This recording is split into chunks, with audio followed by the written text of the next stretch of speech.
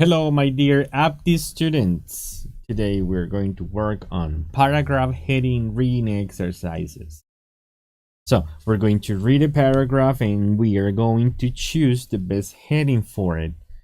The general strategy consists in reading and paying special attention to the beginning and the end of the paragraph. Let's see. For any animal to travel over 270 kilometers in Botswana, partly across the sand and low bush terrain of the Kalahari Desert, is a remarkable achievement. But to do so in 11 days and without any obvious motivation, as this zebra population does, is quite extraordinary. On average, their journey involves an exhausting round trip of 588 kilometers between the Makgadikgadi salt pan area and the Okavango River, making it the second only to the great trek undertaken by the zebra herds in the Serengeti National Park. However, what is even more incredible, still in my view, is that until recently it was completely unheard of. So, they're talking about numbers here. They're talking about remarkable journeys. They're talking about things related to what zebras cross. So, why it is important to study? No. How was the information passed on? I don't think so. Some confusing information. This is not confusing. An obstruction, the original aim, nearly a record in the zebra world. I would say that's the answer because of the numbers presented in the paragraph. Then it says, Heidi Bertlam, a researcher, discovered this migration while she was tracking zebra groups, officially known as harems, by the Okavango River for her PhD. Each harem consists of a stallion and his 7 or 8 mares with juvenile foals. There is no loyalty between zebras beyond this social group, though harems often gather together into so-called herds. For her study, Heidi had planned to compare the small-scale movement patterns of 11 different zebra herds in the area. So, what are they presenting here? They're presenting, especially here, for her study, like the purpose of her study. What else? She discovered this when she was studying something else. So she discovered something unusual and she planned her study. She planned to compare the small scale. She planned. So my paragraph here, the heading has to do with some kind of plan. Let's see. Why it is important to study? I don't think so. Let's see how the information was passed on, some confusing information, obstruction, the original aim of the work. This would be the aim, knowing that aim is the objective. So it is like for this work or for this study, the objective is to know why they do it and how they do it. Now let's check out the next one. In December, when the annual rains had transformed the roads into rivers, Heidi was therefore more than a little surprised when she checked the data sent by the radio callers she feeds to the zebras she's tracking to find that 6 of the harems were 270 kilometers away on the edge of the Makgadikgadi, a huge mineral-rich area where salt has collected over the years as water evaporates in the heat.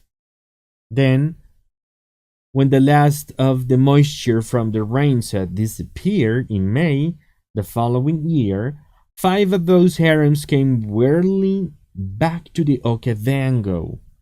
This raised the question, why, despite a plentiful supply of food and water, would these zebras being drawn eastwards to the salt pans? Even more difficult to understand what made 6 of the groups travel so far. while the others 5 remain by the Okavango. Well, that is kind of confusing. It is confusing because some groups of zebras stayed, some groups of zebras continued their journey. So I would say it is this some confusing information. It is not clear. And this is what made her study them, I think. This discovery created quite a buzz in the research community. I decided to visit Haiti, and she explained that a century ago, the large number of Botswana zebra and wildebeest herds and the resulting competition for grass made migration essential. One of the migration tracks went from the Okavango to Makdadigadi, but in the late 1960s, giant fences were put up to stop foot and mouth and order diseases spreading between wildlife and domestic cattle. One of these went across the migration track. Though the animals could get round the obstacle, each leg of their journey would now be 200 kilometers longer. An impossible distance given the lack of permanent water on the extended road. Even today, with the fence gone, because it was taken down in 2004, there is dangerously little drinking water to support the zebras on the return journey to the Okavango. Basically, they're telling me that they had a path, but this path was blocked because they built up the fence. So let's see why it is important to study how was the information passed on, some confusing information, an obstruction of the traditional road. That would be the paragraph heading for that one. It says, as a zebra can live up to 20 years, the migration must have skipped at least one generation during the 40 or so years that the fences were up. This prompts another question. It has always been assumed that the young of social herbivores like zebras learn migratory behavior from their parents. So how did this latest generation learn and when and where to go? Not from their parents who were prevented from migrating. Did they follow another species, such as elephants? We may never know. So, from generation to generation, information is passed on. But how did this latest generation learn it knowing that their parents couldn't do it, so they couldn't therefore learn? Let's see. Yeah, it would be this one. How was the information passed on? It is a question because here in the end it says we may never know. So it is still an open question. Finally, we have this one. It says Haiti's data points to the conclusion that there are several zebra populations adopting different behavior. The first, like the vast majority of the Okavango zebras, take it easy, spending the entire year by the river. The second group, 15,000 to 20,000 strong, work a bit harder. They divide their time between the Magadigadi salt pans and the Boteti River, which is reasonably nearby. They sometimes struggle to find water in the Boteti area during the dry season, often moving 30 kilometers in each of fresh grazing.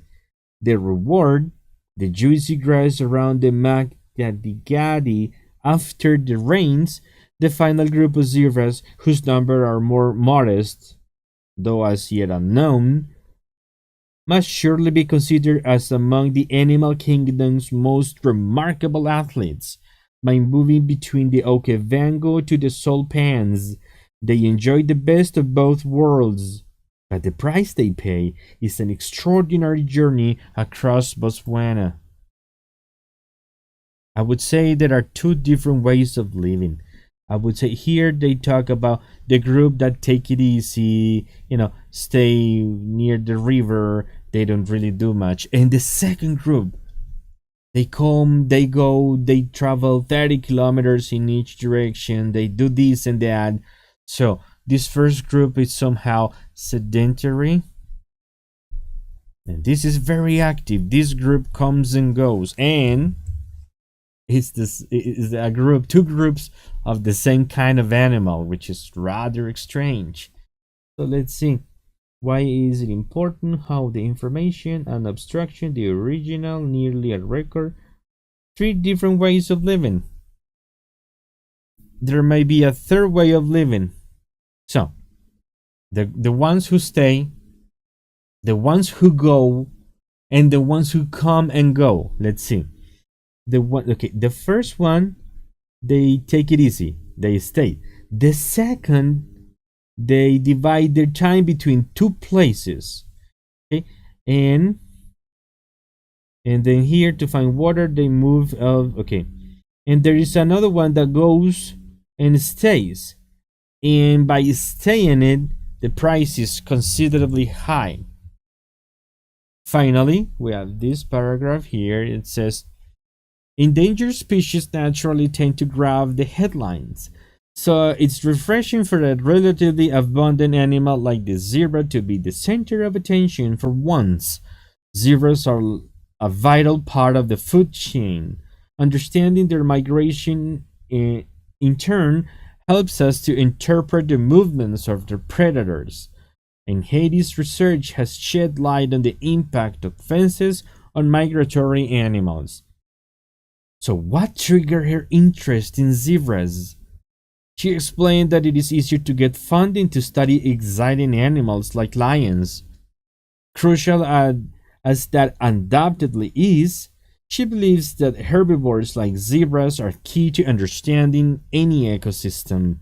The scientific community is fortunate that people like Haiti are willing to take the hard option. Let's see the options we have. Why it is important to study zebras. I would say this is the one. For example, in this part it says, it is important because as herbivores, many other animals, other here like mammals and other carnivores depend on this.